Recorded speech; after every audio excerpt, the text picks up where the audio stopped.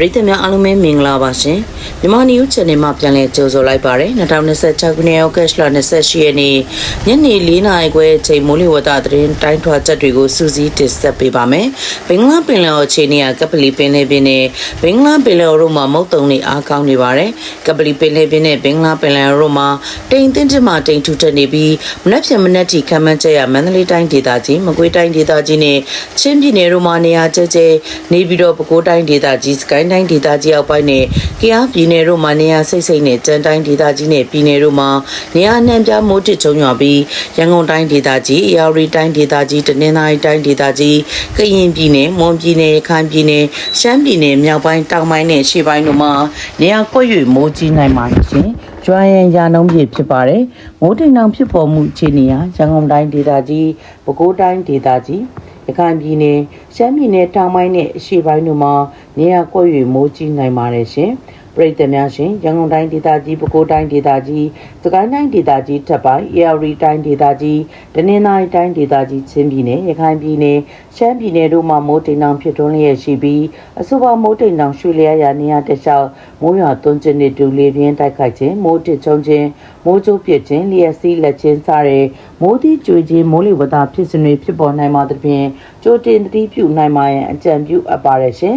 မြန်မာပင်လယ်ပြင်မှာမြန်မာကင်ရင်းတလျှောက်နေကမ်းလွန်ပင်လယ်ပြင်တို့မှာရန်ဖန်ရန်ခါမိုးသက်လေးပြင်းများကြားရောက်ပြီးလှိုင်းကြီးနိုင်ပါတယ်မိုးသက်လေးပြင်းကျခြင်းရေပြင်းမြေပြင်းလေးကတော့တနအီကို35မိုင်ထိတိုက်ခိုက်နိုင်တာပါရှင်လိုင်းမြင့်ကတော့မြန်မာကင်ရင်းတလျှောက်နေကမ်းလွန်ပင်လယ်ပြင်တို့မှာ10ပြီးမှ12ပေခန့်ရှိပါတယ်နောက်နေ့အတွက်ခံမှန်းချက်ရပဲခူးတိုင်းဒေသကြီးစကိုင်းတိုင်းဒေသကြီးတပိုင်းတနင်္သာရီတိုင်းဒေသကြီးကချင်ပြည်နယ်ကရင်ပြည်နယ်ချင်းပြည်နယ်မွန်ပြည်နယ်ရခိုင်ပြည်နယ်ရှမ်းပြည်နယ်တို့မှာနေရာကွက်၍မိုးကြီးနိုင်ပါတယ်ရှင်။နေပြည်တော်နဲ့နီးတွဲတွဲမနက်ဖြန်မနက်ထိခံမှန်းချက်ရ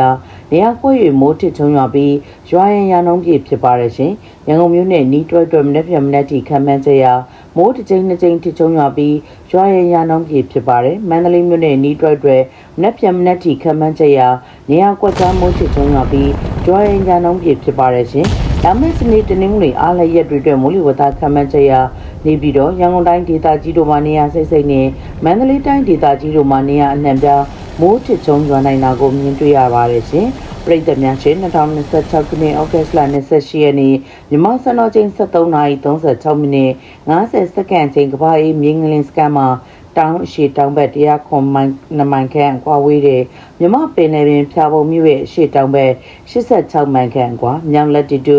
15.3 ဒီဂရီအရှိလောင်ဂျီတူ96.50 ဒီဂရီအနက်16ကီလိုမီတာကိုဗဟိုပြု၍ပမာဏ3.4 မီတာဆင့်ရှိအင်အားနဲ့ငယ်ရှိတဲ့မြင်းကလင်းတစ်ခုလှုပ်ရှားသွားကြောင်းတိုင်းထွာချက်တွေမှာဖော်ပြထားတာကိုမြင်တွေ့ရပါတယ်။ဘင်္ဂလားပင်လယ်အော်အခြေအနေဒီနေ့မြန်မာစံတော်ချိန်12နာရီခွဲချိန်တိုင်းထွာချက်တွေရဘင်္ဂလားပင်လယ်အော်အနောက်မြောက်ပိုင်းနဲ့၎င်းနဲ့ဆက်ဆက်လျက်ရှိတဲ့အိန္ဒိယနိုင်ငံနောက်ဘင်္ဂလားပြည်နယ်အော်ရီတာပြည်နယ်မြောက်ပိုင်းကမ်းခြေတို့မှာနောက်24နာရီတွင်လေပြင်းနဲ့ရန်ဝင်တစ်ခုဖြစ်ပေါ်နိုင်တယ်လို့ခန့်မှန်းချက်တွေမှာဖော်ပြထားတာကိုမြင်တွေ့ရပါတယ်ရှင်ပရိသတ်များရှင်2026ခုနှစ်စက်တင်ဘာလပတ်အတွက်မိုးလေဝသနဲ့ဇလဗေဒခန့်မှန်းချက်မှာတော့ဘင်္ဂလားပင်လယ်အော်မှာလေပြင်းနဲ့ရန်ဝင်3ကြိမ်ဖြစ်ပေါ်နိုင်ပြီး2ကြိမ်မှာပုံမူအားကောင်းလာကမုန်တိုင်းငယ်ဖြစ်ကိုရောက်ရှိလာနိုင်ပါတယ်နောက်တော့မိုးတုံလျာ2026ခုနှစ်စက်တင်ဘာလ14ရက်နေ့မှာ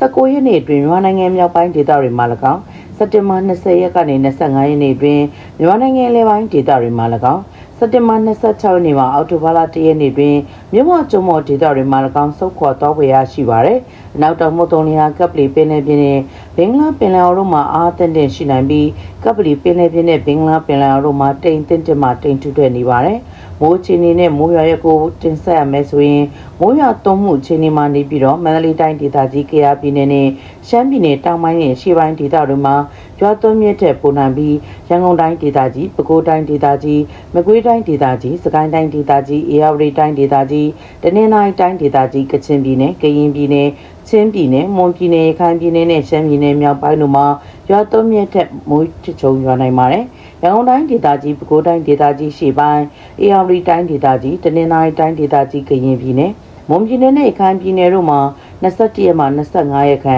်နေပြည်တော်မန္တလေးတိုင်းဒေသကြီးပဲခူးတိုင်းဒေသကြီးနောက်ပိုင်းစကိုင်းတိုင်းဒေသကြီးထပ်ပိုင်းကချင်ပြည်နယ်ချင်းပြည်နယ်နဲ့ရှမ်းပြည်နယ်တောင်ပိုင်းနဲ့ရှေ့ပိုင်းတို့မှာ16ရက်မှ20ရက်ခန့် မကွေးတိုင်းဒေသကြီးစကိုင်းတိုင်းဒေသကြီးအောက်ပိုင်းကယားပြည်နယ်နဲ့ချမ်းပြည်နယ်မြောက်ပိုင်းတို့မှာ17ရက်မှ15ရက်ခန့်မိုးထစ်ချုံရွာနိုင်ပါတယ်။မြစ်ရေအခြေအနေက2026ခုနှစ်စက်တင်ဘာလအတွင်း AR မြစ်ရာပခုတ်ကူမြို့ညောင်မြို့စိတ်တာမြို့အင်းဒရာမြို့နဲ့ဇလိုမြို့တို့မှာတစ်ကြိမ်ခန့်စီချင်းတွင်းမြစ်နဲ့ဟုံးမလင်းမြို့ဖောင်ပြမြို့တို့မှာတစ်ကြိမ်စီခန့်စီဒုထဝရီမြစ်ရာမြင့်ငယ်မြို့မှာတစ်ကြိမ်ခန့်စစ်တောင်းမြစ်ရာတောင်ကုန်မြို့နယ်မတောက်မြို့မှာတစ်ကြိမ်ခန့်ရွှေကျင်မြစ်ရာရွှေကျင်မြို့မှာတစ်ကြိမ်ခန့်ပဲခူးမြစ်ရာပဲခူးမြို့မှာတစ်ကြိမ်ခန့်တန်လွင်မြစ်ရာဖအံမြို့မှာတစ်ကြိမ်ခန့်တောင်ရင်းမြစ်ရာမြောက်ရီမြို့မှာတစ်ကြိမ်ခန့်ငဝေမြစ်ရာငတိုင်းချောင်းမြို့နဲ့တာပေါင်းမြို့တို့မှာတစ်ကြိမ်ခန့်တိုးမြစ်ရာမအူပင်မြို့မှာတစ်ကြိမ်ခန့်နဲ့ဘီလင်းမြစ်ရာဘီလင်းမြို့မှာတစ်ကြိမ်ခန့်၎င်းမြို့တို့ရဲ့စွေးရင်ရေမှတ်တီတို့ကိုအထက်ကိုကျော်လွန်နိုင်ကြောင်းမြင်တွေ့ရပါတယ်။ပြည်သက်များရှင်ဒီနေ့တင်ဆက်ပေးခဲ့တဲ့အကြောင်းအရာကိုပြီးဆုံးသည့်ဒီအချိန်ပေးပြီးနားဆင်ကြည့်ရှုနေကြတဲ့ပြည်သက်ဦးချင်းစီတိုင်းကိုလည်းကျေးဇူးအများကြီးတင်ပါတယ်ရှင်။